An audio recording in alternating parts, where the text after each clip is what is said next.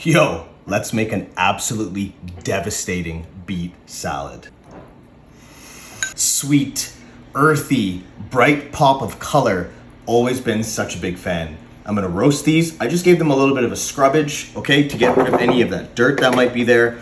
Oven's at 420 convection. I'm gonna cook them until they're knife tender. I'm also gonna see if I can keep one of my favorite hoodies clean. Let's go. About 25 minutes later, our beets are done roasting. They are knife tender, so knife goes in and out fairly easily. I just wanna take a slice off the bottom and a slice off the top, and I can start to peel away the skin. If I have trouble doing it by hand, this one is actually pretty easy, but if I have trouble doing it by hand, what I could do is use a black rag and just carefully go around the outside. I can also use a peeler, which is another way. And here we have our beet steaming away.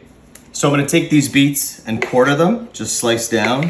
Look how beautiful that is. Still steaming, inherent heat still in there, carryover cooking.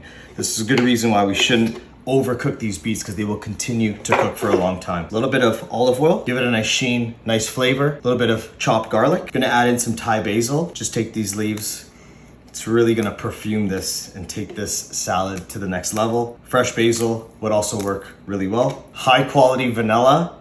I know what you're thinking, how does that even go? But it's earthy. Stay with me. A little bit of salt. Gonna add in some fresh cracked black pepper. A little bit of honey. This is going to allow that inherent sweetness to be like complemented and shine even more. Huh? A little red wine vinegar, just a splash. A little lemon zest, just a touch of lemon juice.